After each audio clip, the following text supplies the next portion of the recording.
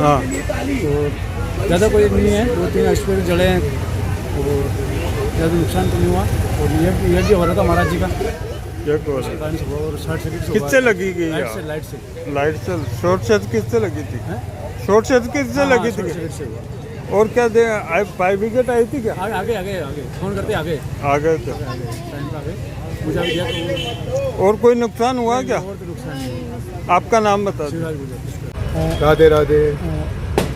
ये अभी यज्ञ चल रहा था, ऊपर से कुछ फायर हुआ तो बाहर से कुछ चिंगारी मिली, तो मेरे को लगता है दिवाली का टाइम है, किसी ने रॉकेट ये हिंदू धर्म को बदनाम करने के लिए ये कुछ साजिश की है कि इतना बढ़िया हो रहा है ये सब, तो किसी से देखा नहीं गया। और ये जो अपना मेरा जो बना था यज्ञशाला, उसमें आग लगाने की कोशिश की और हमको परेशान किया। ये अभी जाट विश्राम शाला में भागवत कथा है और उसमें ये यज्ञ का प्रोग्राम रखा है। अभी दिवाली का टाइम है तो गणेश लक्ष्मी यज्ञ करके एक यज्ञ चला रहे थे, तो उसमें ये अभी फायर हो गया। ये 9 तारीख से 10 तारीख से कथा चालू हुई, तब से ये यज्ञ चालू था।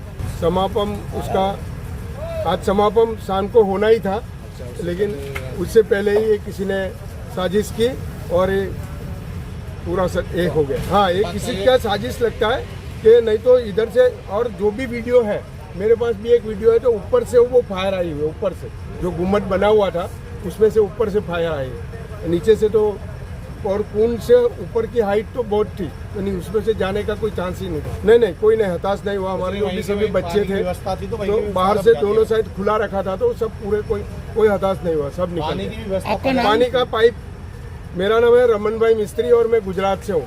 महाराज जी की हर एक कथा में मैं आता रहता हूँ और महाराज जी के साथ जुड़ा हूँ। क्या बात हुई? सर, हमारे को कंट्रोल रूम से सूचना मिली कि जाट धर्मशाला के अंदर कोई आग लग रही है, तो हमने तुरंत प्रभाव से गाड़ी लेके यहाँ आए और तुरंत प्रभाव से आग पर काबू पाया। आग में जैसे मंडप का प्रोग्राम था, यहाँ ऊपरी में हाँ मंडप था सर एक गाड़ी लगी, अब तो आग पर काबू कर लिया गया। लक्ष्मी नारायण फायरमैन। सबसे पहले हरे कृष्णा तीर्थ गुरु पुष्कर राज की जय हो। हुआ ऐसे, यज्ञ चल रहा था, बड़ी भली बात, ये बड़ा सुंदर व्यवस्था चल रही थी, सब ठीक ठाक था। अचानक ही ऊपर से कोई अग्नि कैसे शॉर्ट सर्किट हुआ या कैसे किसी प्रकार से, जैसा कि पटाखे की आवाज़ आ रही थी, पता नहीं वहाँ से कोई ऐसा पटाखे का कोई चिंगारी आई, कैसे आई, और ऊपर से ही वो अग्नि लग गई। यहाँ पर वो तो पर्याप्त व्यवस्था थी, जल की व्यवस्था थी, तो यहाँ से सारे आचार लोग जितने भी थे, भक्तजन सभी आ गए और तुरंत उस अग्नि को और तुरंत काबू ले लिया गया और उसे बुझा दिया गया।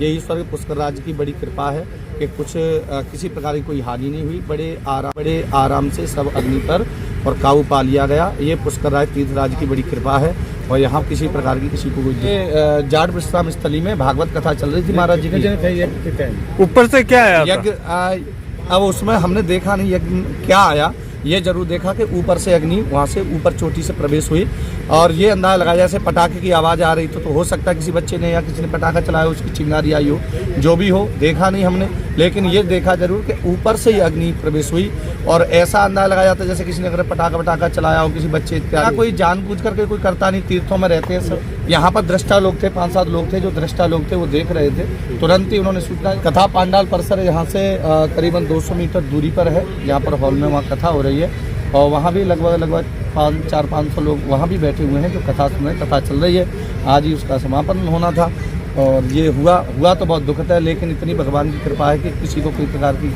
मेरा नाम आचार्य राम मोहन जी है, हम वृंदावन से पधारे हैं।